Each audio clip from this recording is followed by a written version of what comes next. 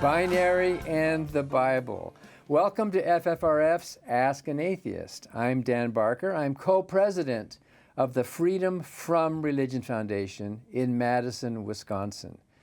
Today we'll be talking with a very special person who puts the lie to the claim by many Bible believers that sex and gender are strictly binary. As always on this show, we want to hear what you think. If you have a question during today's show, you can ask it in the Facebook comments, or you can send an email to askanatheist@ffrf.org. Joining me in the studio today is Kat Grant, who is FFRF's Equal Justice Works Fellow. What is an Equal Justice Works Fellow? Yeah, so hi, always happy to be here. Equal Justice Works is a program that funds young public interest lawyers right out of law school who design their own projects for 2 years. So I was an intern a couple years ago, back during the early days of the pandemic. I was a part of our COVID class of interns. And I came back and I asked Rebecca, our legal director, I'd like to do this program. What would you think about doing a project focused on the intersection of LGBT issues and state-church separation? And so we submitted the application. I went through a pretty rigorous application and screening process and was one of roughly 80 fellows in my class to be selected. Wow. So I am our resident specialist on state-church separation and LGBTQIA+ Well, issues. You've been very useful here at FFRF. So is the Bible right that it's male and female, or did the Bible get it wrong? Today on our show, we have a woman who I met in the Latin American Free Thought Gathering in 2022 in Colombia, where she gave a fascinating talk about how she grew up thinking she was a male, but later learned that she is actually not male or female, but both. Yeah, so she is intersex, living with a condition known as female pseudo-hermaphroditism, not elsewhere classified, which I'll explain in a moment because that can be a little complicated. So our guest today, Astrid Gramajo, is a psychologist with a specialty in neuropsychology. She has worked with victims of domestic violence, and we're talking with her from Costa Rica, where she lives. So let's welcome Astrid Gramajo to the show. Hi, nice to meet you. Nice to be here. My name is Astrid. As you say, I live in Costa Rica. And yes, that's right. I'm going to be happy to share with you all my experiences. Es un gran placer verte de nuevo. Nos conocimos en Colombia, ¿verdad? Actually, we met in Arequipa, Peru. Oh, Peru. That you for me, but that was the first time I was in this type of event in Arequipa, and that was the first time I met. Well, bienvenida al programa. Yeah, it's so nice to meet you. Thank you very much. Thank you. Gracias. So you have a great story, Astrid, but before we ask you to tell the story, I want to ask Kat to explain, what does intersex actually mean? Yeah, so intersex refers to a wide variety of conditions in which someone's chromosomes, external genetic factors, external sex organs, anything like that, where they present both what we call male and female characteristics. Now, this is separate from being trans, although very deeply related and interconnected, because you really cannot divorce sex from gender because they are constructs that we have created as human beings to define groups of people.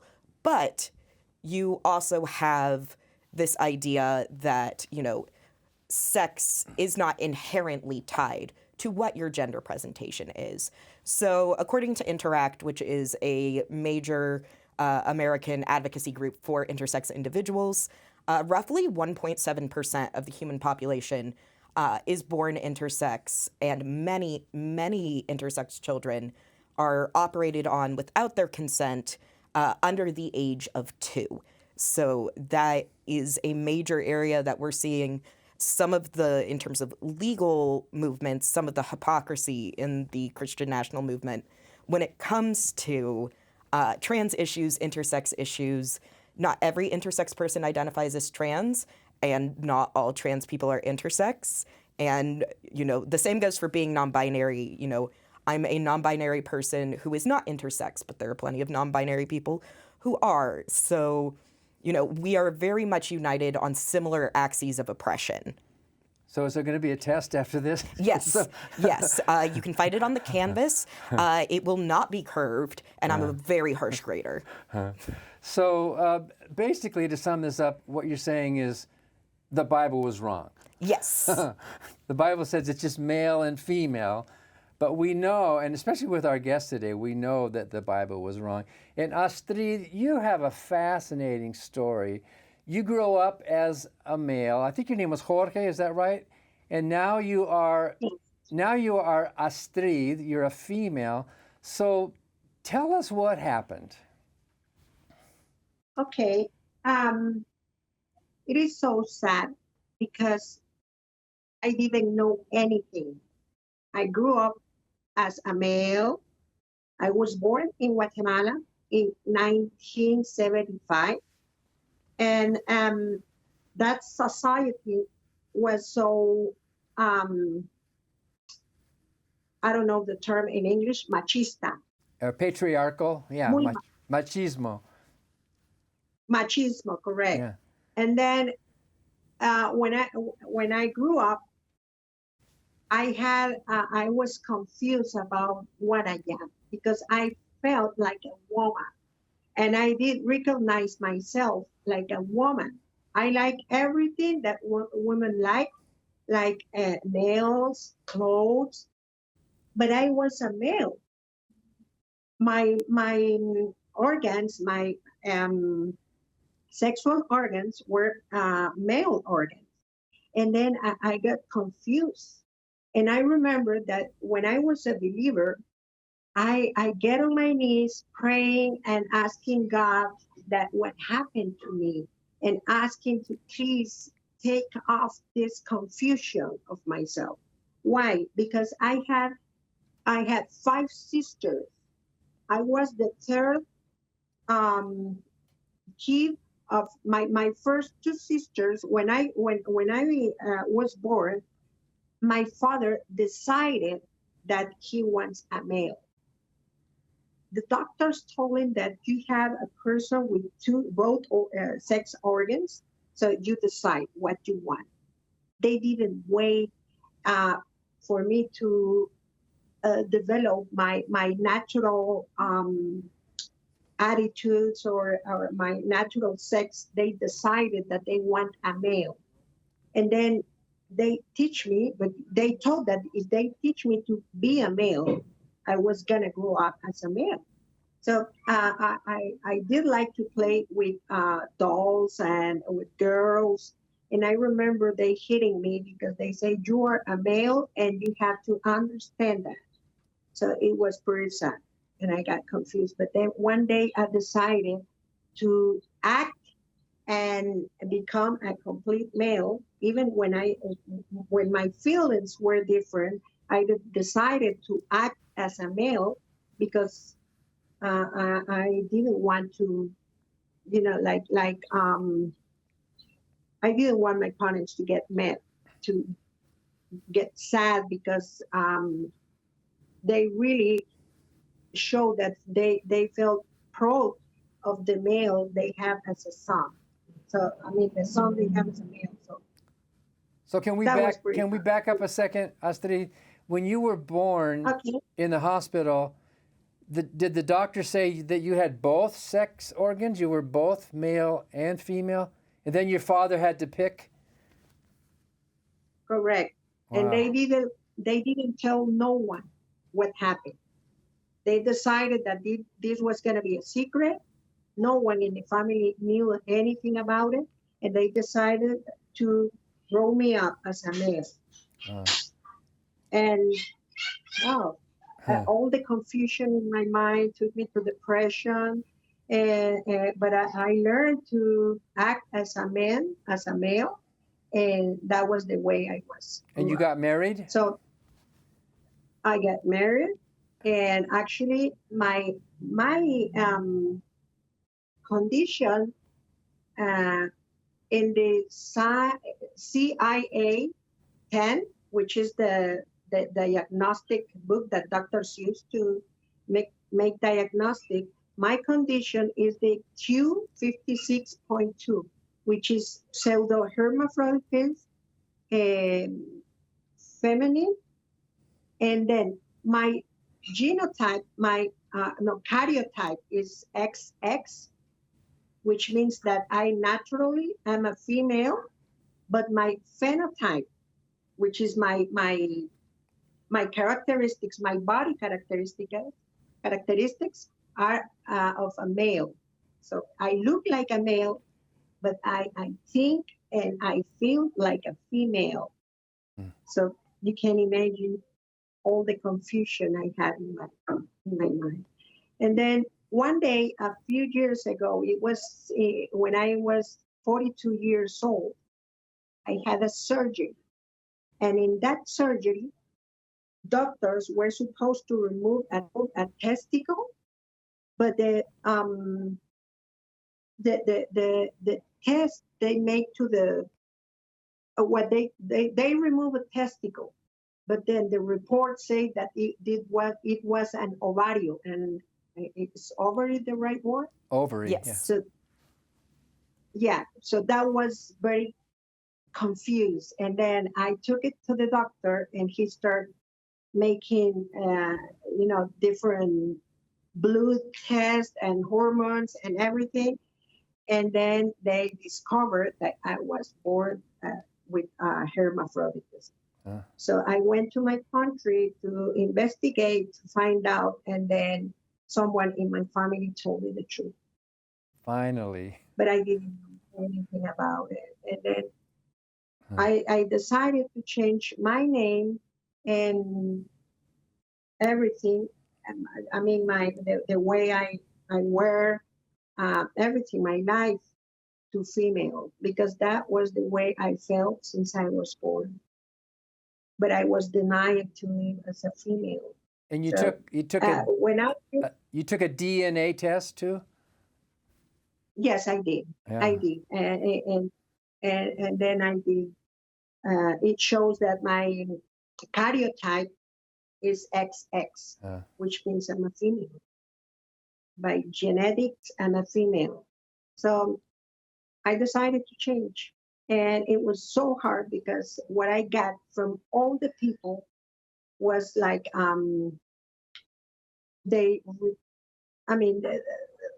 so many people hate me now. They won't know anything about me. But I feel good the way I'm living now because I think I'm living my truth. I'm living the way I was supposed to live since I was born. So it's hard. It's hard and it's sad because even my relatives, not my sisters, because they saw the tests, they saw the ultrasounds, they saw everything, and they know I'm not lying. And actually, my mother told them all the truth. But the rest of my relatives, cousins, aunts, uncles, they won't talk to me anymore. They hate me. They think you're a sinner, pecador. Yes, correct. That's what they think, and that's what they have told, that I'm gonna burn in hell because this is not right. They don't even want to investigate what my condition is, what it means, what happened in my body. They won't investigate anything, but because they still thinking that God made woman and men, male and female. That's all they want to know, and they won't know anything else than that. So how does this relate to sex and gender? Is her condition rare, or is it? So, as I said, intersex conditions, the estimates are that 1.7% odd people identify or are identified as intersex. And this can happen at various points in a person's life. It can happen at birth, as happened with Astrid. It can also happen, at puberty. When someone enters puberty, suddenly they start developing sex characteristics, secondary sex characteristics, I should say, that are not consistent with, the genitals that they were identified with as a child. Or sometimes people find out, when I started HRT, for example, one of the things we did was test for any chromosomal differences. Now, we didn't find any, but that affects dosaging for HRT, and it affects a lot of different things. And some people find out that way or through other testing, or, things pop up like they did for Astrid, where, you have a surgery, and it's like, wait a minute, this isn't a testicle. So, it's really, really complicated for a lot of people. And it's really a good example of how sex and gender are so, so, so much more complex than what you're taught in, your 8th grade freshman year biology class. So it's not just like X, Y, and XX. It's not that simplistic, right? Right. And there's also, XXY. There are all sorts of chromosomal patterns. And, it's not even just, different chromosomal patterns. Sometimes it is just physical differences. And it really, when it comes to the sex-gender connection, and, whether someone is transgender or whether or not they are simply transitioning to live in line with their chromosomes, all of that is so gooey and messy. It's one of those things people want a hard and fast definition for, and there is none. But, we define sex, and I'm going to say this in a way that, I need to get through the whole sentence because I feel like people will push back a little bit. We define sex in a way that is arbitrary. We have picked as a society a set of characteristics that make someone male or female. But, we could pick any other set of characteristics to group people within. Now, that does not make them meaningless. Lots of things we assign arbitrary value to, but are still meaningful and have meaning to us as humans. That's just part of being human. So sex is inherently more complicated. And then, equally, gender is inherently more complicated than, your gender is just whatever matches your arbitrarily defined sex. So, there are a lot of people, and Astrid's story is sadly pretty common amongst intersex people.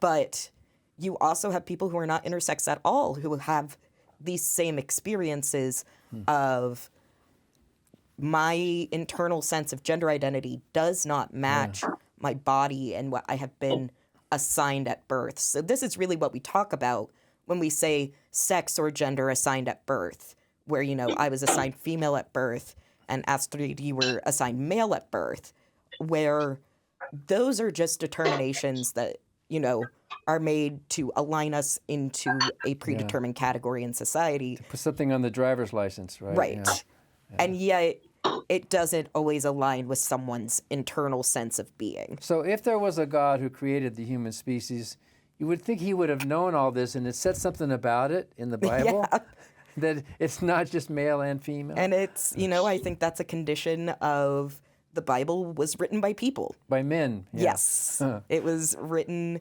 primarily by men who were doing the best they could with the information that they had available to them. But, and I say that while also recognizing that intersex people have been recognized by societies for centuries. And trans people have been recognized by various societies for centuries. I mean, even in, ancient forms of Judaism, you see recognition of intersex people and you see recognition of trans people through this kind of format of having 6 genders within ancient Judaism. So it's very, very culturally contextual. So Astrid, you were raised religious, and I think you said you were a believer. You believed in all that. But something happened. Not only did your sexual identity change, but your religious views also changed, true? Is that true? Yes, that is correct. Well, my religion beliefs changed when I was 18 years old, but was not related to my internal feelings about my sex or anything of that. It did change because I start questioning a lot of stuff, like well, if God exists, why there are so many things that doesn't are consistent with the Bible says. But now in this situation, I make questions like the ones you just did, like how come the Bible doesn't say anything about the sex? It only says God created male and female, but it doesn't say anything about my condition. So if this is something that a God creates, how come it doesn't say anything about it? And that's why there is so much discrimination in Christianity, because other cultures recognize these conditions, like Greeks. Yeah. Actually, the term hermaphroditism, it comes from Grecia or Greek.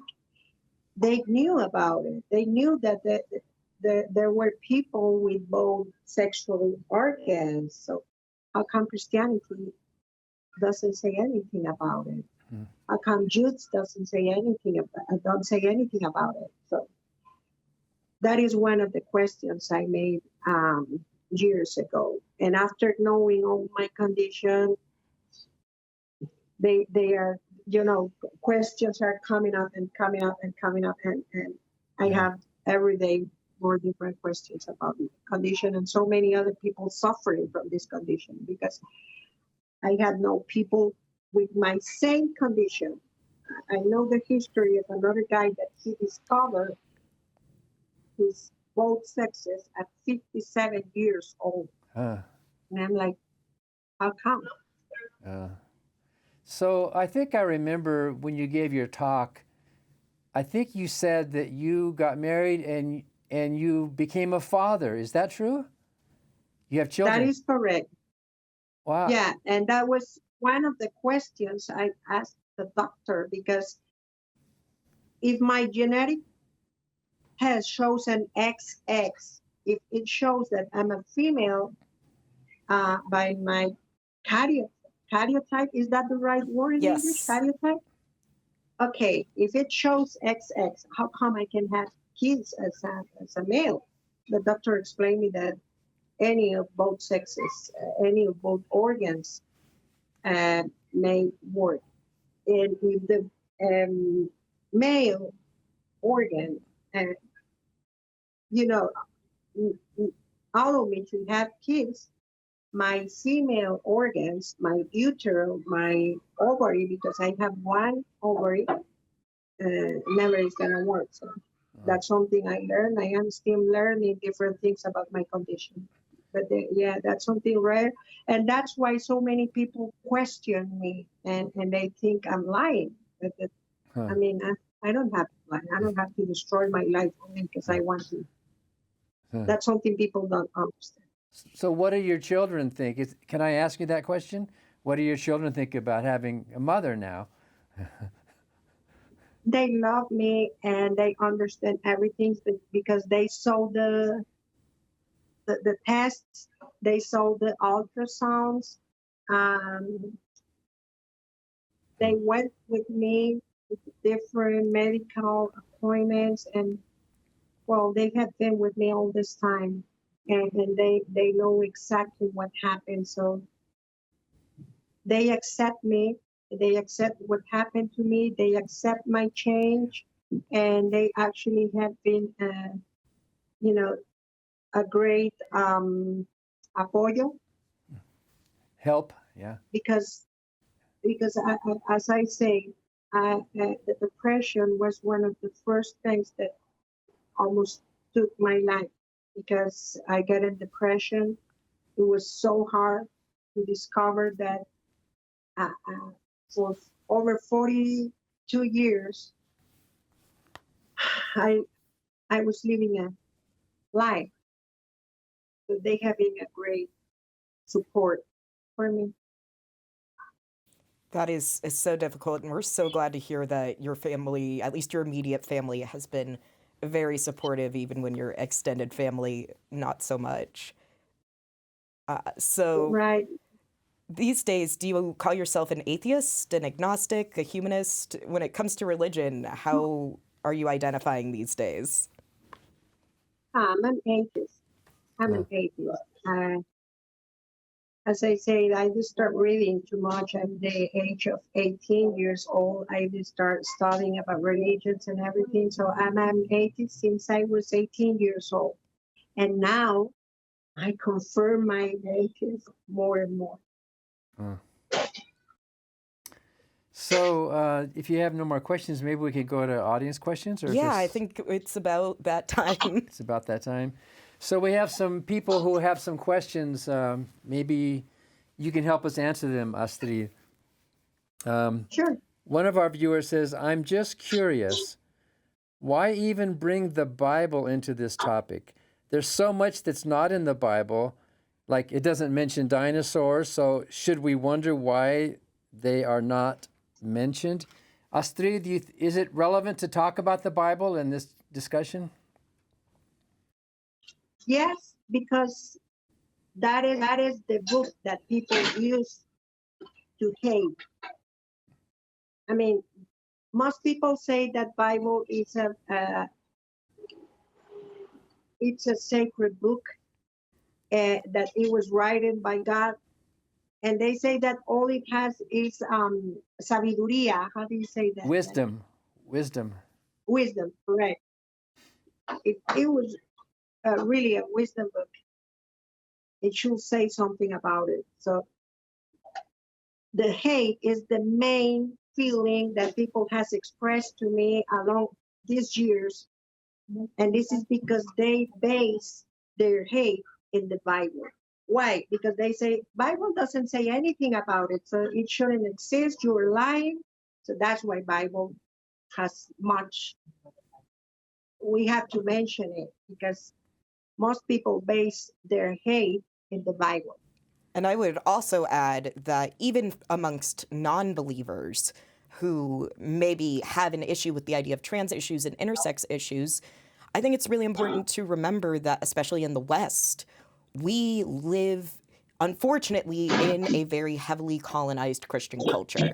So a lot of like our base cultural understandings, even if we don't believe in God, about sex, gender, sexuality, what men are, what women are based in that very strong colonial enforcement of Christianity. And that's what I mean when I frequently come on this show and say that we have people who have not fully deconstructed these ideas from their worldview. Is, you know, these are coming out of religion and they are coming out of Christianity because we have all of this scientific evidence that shows that these things that are not mentioned in the Bible are real. So I think it's very important to really sit and grapple with the ways that Christianity, specifically in the West and in America and in Latin America, really do impact how we approach topics like sex, gender, and sexuality. But it's really hard because enculturation is very powerful. Yeah. You grow up in a culture, and if you grow up as an evangelical or a Catholic, it becomes kind of who you are. Yeah. And to change that, regardless of who you are. Exactly. It's very hard, but that doesn't mean we shouldn't do hard things. But don't you think most homophobia is Bible-based? Or Yes, would it be, or I agree. Without the Bible, would there be less homophobia? I think that, yes, without the way that the Bible is written, or even if there was just better academic understanding of what it's actually saying in the Bible, because it is not interpreted in the way that it was written by most modern Christians, there would be less homophobia. And those ideas that come out of that you, again, see less so from non-religious people, that gay people are pedophiles, that we're, somehow inherently dangerous. Those are still inherently based in Christianity. So you see all of those connections where it's just a lot of disentangling needs to be done. Yeah, but a lot of times we turn ourselves into pretzels trying to interpret the Bible. Can't we just say mainly that they got it wrong. I mean, they were ignorant. They goofed, right? They wrote these things down, but they didn't really understand. That's something you can say. Okay, there's another question. Let's see who. This is for you, Astrid. The viewer says, Astrid, if you once believed in God, why did your hermaphroditism prove to be the thing that changed your thinking? Don't most people say something like, God works in mysterious ways to provide cover when they don't really know the answers? Did you understand the question? No, I didn't. Can you repeat it, please? So, when you were a believer, and many Christians and believers will say, well, God works in mysterious ways. So why do you Right. need to talk about your sexuality with your atheism? ¿Por qué necesito hablar de mi sexualidad con mi ateísmo? Well, our cultures move by Christian ideas. I mean, most people in our societies talk about religions. Everything is, if something happens, that's the God will. So I don't see why I can't talk about my atheism and explain my condition against religion and how they look my condition like. If everything I receive every single day comes from religion thinkings, and that's the way I try to explain that that is not a God. That is not God exists, because if God was how they say infinitamente amoroso, Infinitely loving. Yeah. yeah, that was real. I mean, people like me shouldn't be suffering that much. So Yeah. I don't know if that answers the question, but that's the way I understand it. I'm not. I don't know if I'm right or wrong, but that's the way I use my atheism, because I can say God doesn't exist, because if God was infinitamente sabio, yo no tendría que estar sufriendo. I shouldn't be suffering that much. Yeah. If he was But infinitely wise. Yeah. Yeah. Well, correct. that's What the I receive people say every single day. well, that's the ancient problema del mal, the problem of evil. You know, why is there suffering if there's a good God? So, and you continue to suffer. You still need more operations. Is that true?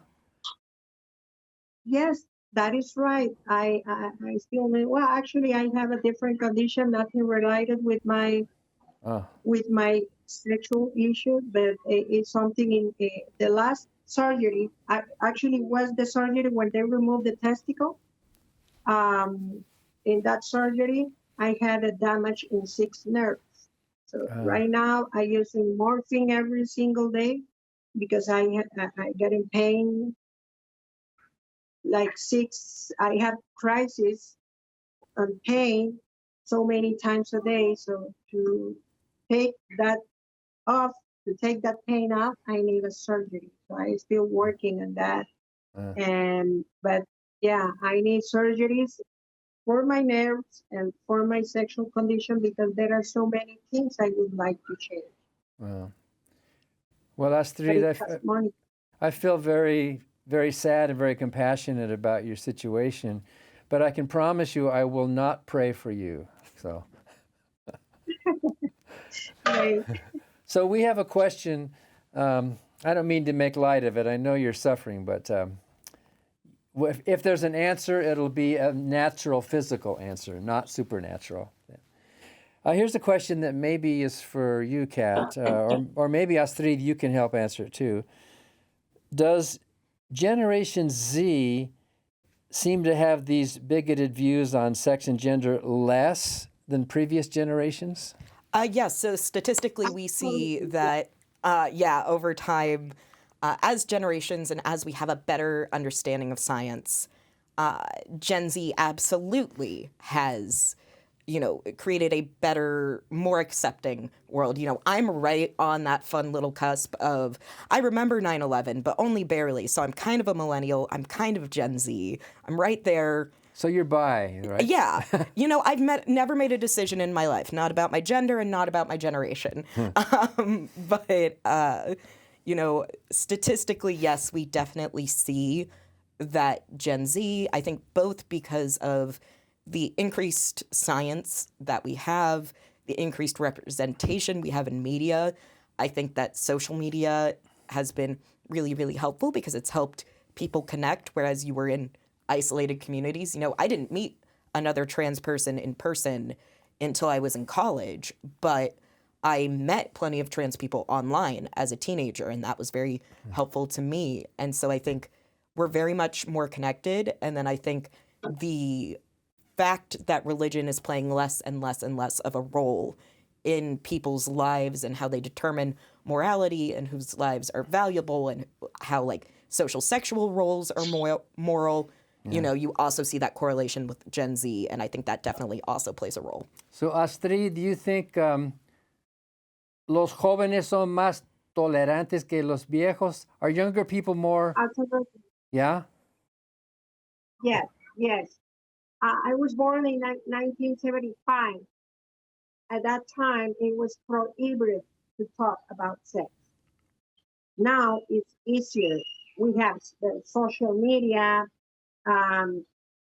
where we have more information to learn about these conditions.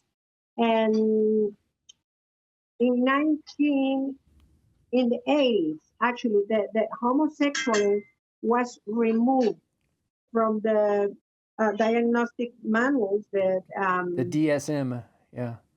DSM, right, in 1973. Around that time, the HIV, was a problem in most of the societies, and everyone say that it was because of the homosexuals.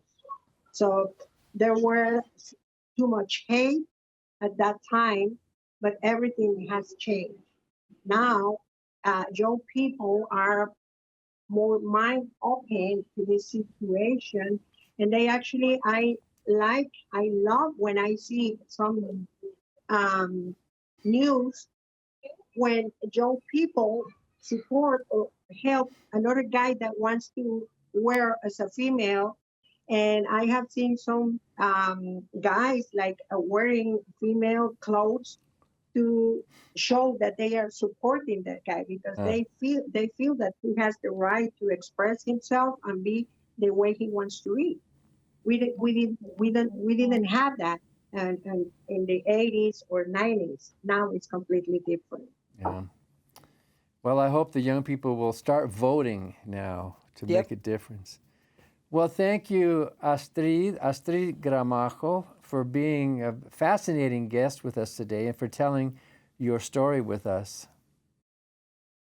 Thank you. I really appreciate it. And thank you for expose this type of situation because the world needs to change their mind and learn different things, learn that there is not only male or female. The world needs to learn that there are so many people like me suffering. So what happened with me is that my hands, my face, my body, so many people think that I look more masculine. So that's why they hate me because all they have in their minds is that I'm a gay, I'm a homosexual, that I'm a male that won't be a male. So that's all they have in mind. So people need to learn and understand that there are so many conditions that don't necessarily means that I don't want to be a male. I mean, this is natural. It's nothing I want to do because I want to. It's something natural. It's not my fault. So thank you for showing this type of situations to the world. And I hope maybe we'll see you in Mexico City at the next conference I hope so. in November. Yeah. It might be Hope. fun to see you there. Well, thank you so much. So Thank you, guys. And thank you. So that's our show for today, and concludes Ask an Atheist for this week. And don't forget, we also have a weekly broadcast TV show. It's called Free Thought Matters. And this week, FFRF co-president Annie Laurie Gaylor and I are talking with the activist Margaret Downey and the sculptor Zenas Frodakis about the plans to erect a permanent monument to the forgotten founder, Thomas Paine, in Washington, D.C. Thomas Paine is credited for actually inspiring the colonists to join in the Revolutionary War efforts with his publication of Common Sense.